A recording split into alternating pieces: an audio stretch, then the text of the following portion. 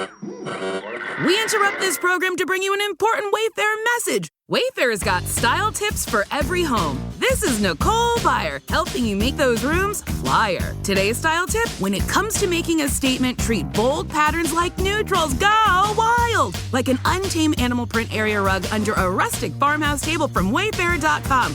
Ooh, fierce! This has been your Wayfair style tip to keep those interiors superior. Wayfair, every style, every home.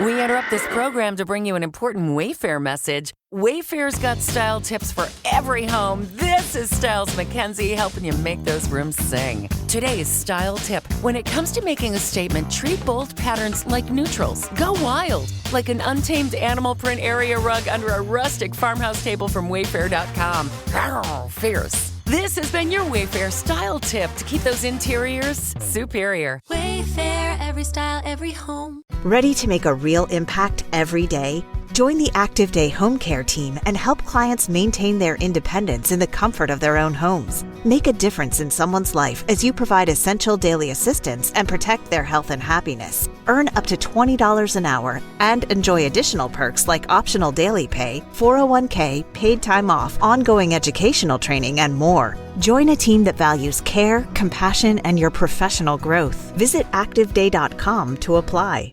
All right, jumping right in. Today, we're going deep into all the stuff surrounding Trump and Zelensky, their interactions. And you've given us quite the mix here. Headlines, search terms, some are pretty straightforward, some, well, not so much. Yeah, looks like we've got someone who wants to get up to speed fast. But they're also into those little details, the things most folks might miss, like Trump-Zelensky meeting video that pops up a few times. Clearly, they're interested in those face-to-face moments. And then there's this outlier, Michael Caine. Now, that one really got me curious. Right. Michael Caine. It's like, what's the connection? Like some kind of clue in a political thriller, But before we go too far down that road, let's lay some groundwork. There's also CNN News, Fox News Live, even names like Bret Baier and Sean Penn. So definitely seems like you're aware of the media's role in all this, how they shape the narrative. Absolutely. This isn't just about two guys, right? We're talking two countries, two totally different political systems, and all of this is happening under a giant microscope. Every handshake, every word, every, raised eyebrow gets amplified. The media, they're the filter. And to really get what was going on, you got to understand those filters. Okay, so media is a big part of it. But before we go down that rabbit hole, let's back up a sec. You searched who is Zelensky, so maybe you're looking for some background on the Ukrainian president. Yeah, a lot of people were asking that, especially early on. I mean, Zelensky's background, comedian and actor, that's not your typical world leader, is it? And on top of that, no prior experience in politics. And he steps into this role with all these crazy pressures on Ukraine, both from inside and out. Talk about a baptism by fire. And speaking of pressure, we can't ignore the big one, Zelensky impeachment. So you're interested in how these two got tangled up in, well, one of the biggest political events we've seen lately. Right on. That first impeachment inquiry, all about whether Trump pushed Zelensky to investigate his rival, Joe Biden, and maybe even use U.S. military aid to Ukraine as leverage. It wasn't just about them. It was about the core of U.S. democracy, presidential power, how foreign policy gets made, the whole thing. High-stakes stuff, no doubt. So we've got this backdrop of intrigue, potential abuses of power, media going wild. But where do Trump and Zelensky actually interacting? Like, where does that fit in? White House, maybe Oval Office meetings, tons of speculation about what went down. And it's interesting, these weren't all fancy official state visits, It seems like they were meeting all the time, sometimes public, sometimes private, and each one had its own weight, its own meaning. It's like a puzzle with some pieces missing, others hidden on purpose. And those missing pieces, those seem to be what you're really after. Searching Trump-Zelensky meeting video over and over. You want to see those interactions firsthand, right? The body language, the tone, the stuff that's not in the official transcripts. Exactly. That's where it gets really interesting. We might not have every behind closed doors moment, but we've got bits of footage, leaked transcripts, people who were there telling their stories. We can use all of that to start building a more complete picture. Okay, so we've got the scene. Two leaders, global politics, media frenzy, and a whole lot of unanswered questions. Where do we go from here? How do we untangle this web of interactions, figure out what it all really means. Well, I think the first thing is to look past the headlines, all the partisan spin. We need to look at those key meetings, and not just what was said, but what wasn't said. The power dynamics, what it meant for both Ukraine and the U.S., the whole picture. Sound like a plan. Let's get to it. Okay. Okay, so let's rewind a bit. Zelensky, he takes office, April 2019? And from your searches, it seems like things get really interesting that July 25th, that phone call. Trump and Zelensky. I'm seeing searches like Trump, Ukraine. What did Trump say to Zelensky? Definitely digging into that moment. Yeah, it was a big one, that's for sure. That phone call and then the White House putting out, well, a rough transcript, it all blew up, became the center of that whole impeachment thing. Did Trump use his power, as president, to pressure a foreign leader, to get dirt on Biden, his potential rival in the 2020 election? That was the question. Yeah, the Biden connection. I remember that being a huge debate back then. What exactly was Trump asking Zelensky about Biden? Like, what did he want him to do? So the main thing was Trump wanted Zelensky to start investigations into Joe Biden and his son, Hunter. Hunter Biden had business dealings in Ukraine, and Trump was pushing this idea that there was something shady going on. The implication, not said outright, but definitely there, was that maybe, just maybe, U.S. military aid to Ukraine, which they really needed, might depend on those investigations happening. Whoa, that's a power move. So basically, maybe Trump was saying, hey, you want our help? Dig up some dirt on my opponent. Pretty explosive stuff. How did Zelensky handle that? That's where Zelensky's political skills, maybe even his acting background, came in handy. He was very careful. Publicly, he downplayed any pressure from Trump, said everything was cool between them, emphasized how important the U.S. and Ukraine's relationship was. Diplomatic, But behind closed doors, who knows what was really going on, what he was thinking, how he was trying to keep Ukraine safe and deal with this crazy situation. Like walking a tightrope, right? Right. And speaking of behind closed doors, I keep coming back to these Trump-Zelensky meeting video searches. Did any footage of their actual, private talks ever come out? Well, we have some footage of them together, press conferences, quick greetings, that kind of thing, but nothing from their private meetings. So we're stuck with transcripts, what people who were there have said, and a lot of different interpretations, often contradicting each other. It's like a puzzle, but you have to read between the lines, figure out the story from just scraps of information. Which is where the media comes in, right? You've got searches for all sorts of outlets, CNN, Fox News, The Guardian, even specific journalists, Brett Baer, Jim Acosta. Did you find big differences in how they covered this? Oh, yeah, for sure. It was like night and day. Total split down party lines reflected just how divided the U.S. was politically back then. CNN, for example, they really went after Trump, focused on the possible abuse of power, the quid pro quo idea, painted Zelensky as the victim of Trump's pressure. And I'm guessing Fox News had a different take. Totally different. They often downplayed the whole thing, sometimes even defended Trump, said he was being tough on corruption, fighting against a deep state conspiracy, that kind of thing. They pointed to Zelensky saying publicly that there was no pressure and focused on how important it was for the U.S. to support Ukraine.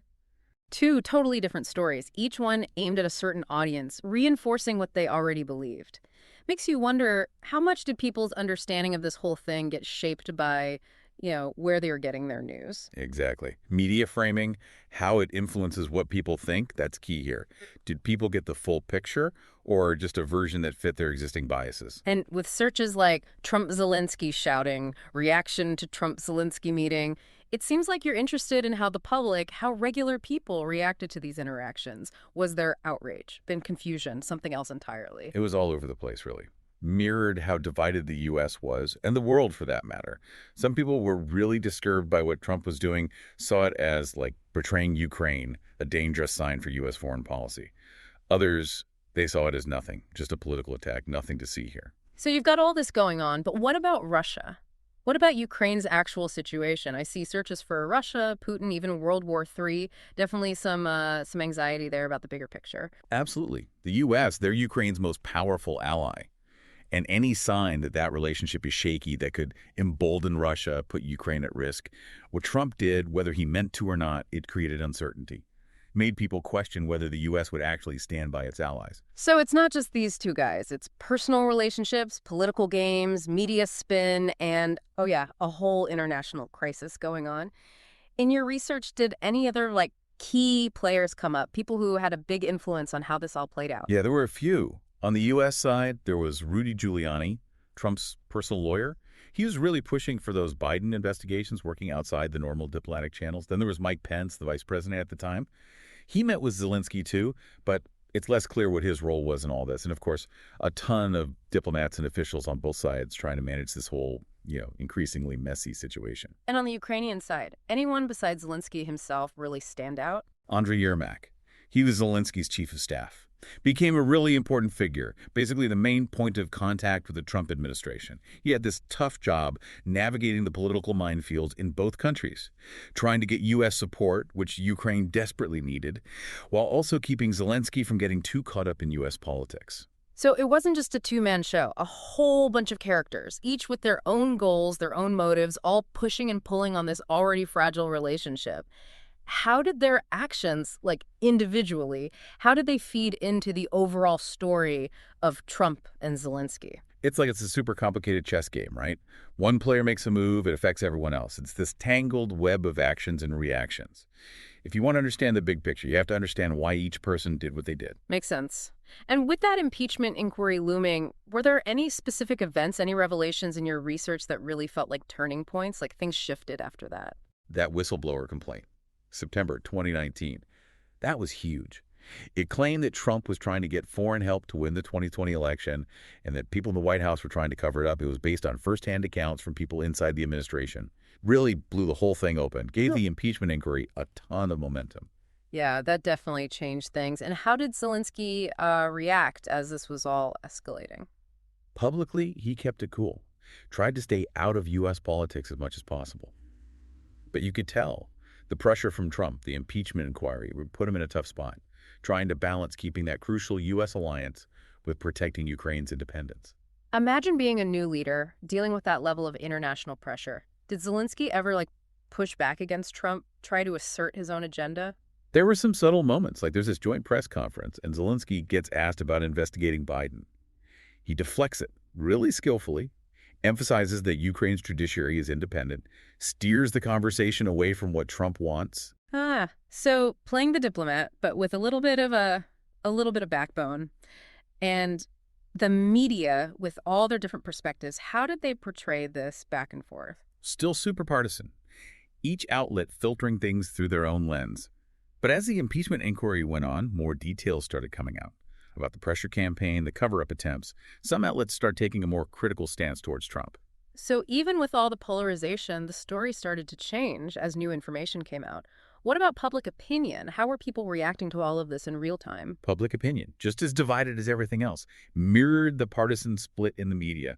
Social media, it became a battleground for competing narratives. Some people were saying Trump was abusing his power. Others were saying it was all a witch hunt. Sounds about right for social media. Did any specific people or groups emerge as really influential in shaping how the public saw things? You mentioned searches for Sean Penn and Bill Maher.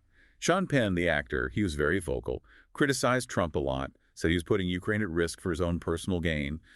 Bill Maher, the comedian, he was more nuanced, questioned what Trump was doing, but also questioned how effective the impeachment process was. So a mix of celebrity voices adding to the noise. What about regular people? Did you find anything about how they were reacting? Polling data from back then, it shows a super polarized public. How people felt about Trump and Zelensky, it really depended on their political party. It seemed like people were just, interpreting things through their own beliefs, not really engaging with the details. It's like even with factual events, how we see things is so subjective, influenced by all these outside factors. It's almost like we all live in our own little curated realities. Yeah, it's true. And that brings up something really interesting. We've been talking about the politics, the diplomacy, all that. But there's another layer here, the power of image, of how things are perceived. Oh, right. Those searches, Michael Caine, Zelensky height, the ones that seem so random at first, what's the connection? Maybe those searches, as strange as they seem, actually show a deeper understanding of who Zelensky is, how he handled those intense encounters with Trump. Okay, I'm listening. Explain this connection to me. Michael Caine. Think about him. He's got that presence, that voice. He often plays characters who are, strong, in control, even when things are tough. Maybe subconsciously you're making a link between him and Zelensky. Zelensky, despite being a comedian, he showed real resilience, real strength on the world stage. So it's a comparison based on strength of character. But what about Zelensky height? How does that fit in? Height. We often connect it with power, with being dominant. Trump, he's a tall guy, and he definitely uses that, his size to be intimidating. Zelensky, he's not as tall.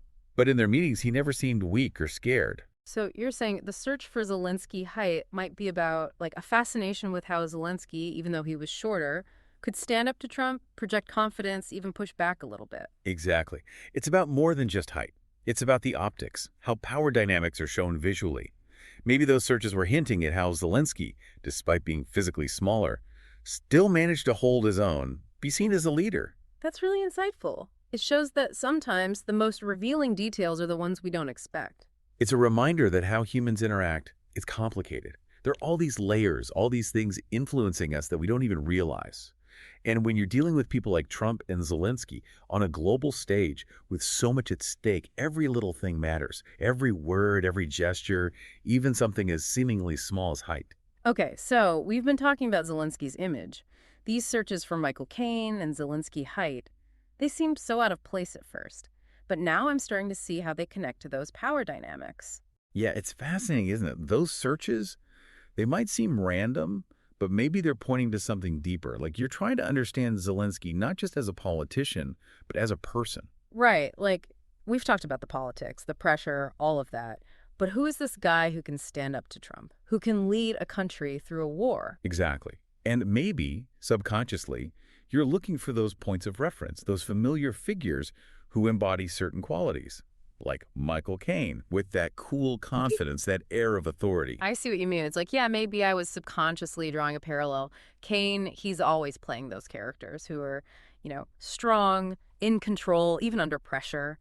And Zelensky, he kind of projects that same energy, right? Even though he came from a comedy background, he could command a room. Exactly. He might not have had the political experience, but he had that presence, that ability to connect with people. And that brings us to Zelensky height. It's not just about how tall he is, it's about how that relates to power. Okay, explain that one to me, because honestly, I was just curious, like, how does he measure up to Trump, literally? Well, height is often linked to dominance. Yeah. Right. Especially in Western cultures. Yeah. Trump, he's a tall guy. He uses that, stands tall, uses his size to try and intimidate people. But Zelensky, even though he's not as tall, he never seemed intimidated by Trump, never seemed to back down. You're saying those Zelensky height searches, maybe they were about more than just curiosity. Maybe it was about trying to figure out how Zelensky could hold his own against someone like Trump, who's literally and figuratively trying to loom over him. Right. It's about how those subtle things like height play into the whole power dynamic. And Zelensky, he found a way to project strength, confidence, even when standing next to someone who's physically larger. It's about more than just physical size. It's about that inner strength, that presence. That's really interesting. It's like all these little details, even the ones we don't think about consciously, they can tell us a lot about how power works or people perceive each other. Absolutely.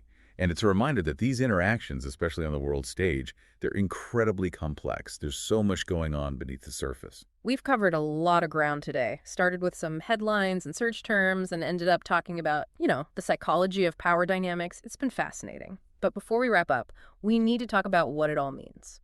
Because this story, it didn't end with Trump. We saw those searches for Russia, Putin, Russia-Ukraine war. Yeah, those searches are a reminder that this whole Trump-Zelensky saga, it had real-world consequences. It left its mark on U.S.-Ukraine relations. The pressure, the impeachment, it created this sense of unease, a crack in the trust between the two countries. And then, of course, the war. Everything changed. It's like those debates about quid pro quos, military aid. They suddenly became, life or death issues. Exactly. The stakes were raised exponentially. And while the U.S. has been a huge supporter of Ukraine during the war, you have to wonder, did those earlier events, the damage to the relationship, did that play a role in Putin's decision to invade? That's a question we might never know the answer to for sure. But I think looking back at everything we've discussed today, the big takeaway is this. The relationship between Trump and Zelensky, it wasn't just some political drama. It had real, lasting consequences. It shifted the balance of power, exposed vulnerabilities, and ultimately, it continues to shape the world we live in today. And just like those seemingly random searches led us to some deeper insights, I think there's still so much to uncover, to understand about this whole saga. Well said. And on that note, we'll leave you with this. How will the Trump-Zelensky era, with all its twists and turns, how will it shape the future of U.S.-Ukraine relations, and how will it shape global security in the years to come? It's a question worth pondering. Because history, it has a way of repeating itself if we don't learn from it. Today is your lucky day. Today is the day that our $3 website works for you, paying you directly to your PayPal daily. Imagine $3 ongoing continuous payments to your PayPal account. Imagine falling asleep and waking up to $300 in your PayPal account. How would this make you feel? How could this help you? What bills could you pay? What kind of fun could you have? What does that retirement look like now? All for a one-time payment of $3. This website is DFY done for you, fully built and completely hosted, and never stops collecting payments for you. You have spent $3 on coffee on a regular, but that coffee won't help you create multiple streams of income. Click the link below. You just realized your business needed to hire someone yesterday. How can you find amazing candidates fast? Easy. Just use Indeed. Stop struggling to get your job post seen on other job sites. With Indeed sponsored jobs, your post jumps to the top of the page for your relevant candidates, so you can reach the people you want faster. According to Indeed data, sponsored jobs posted directly on Indeed have 45% more applications than non-sponsored jobs. Don't wait any longer. Speed up your hiring right now with Indeed.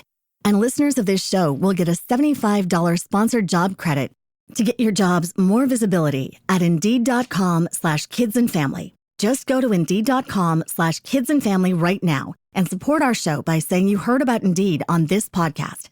Terms and conditions apply. Hiring? Indeed is all you need.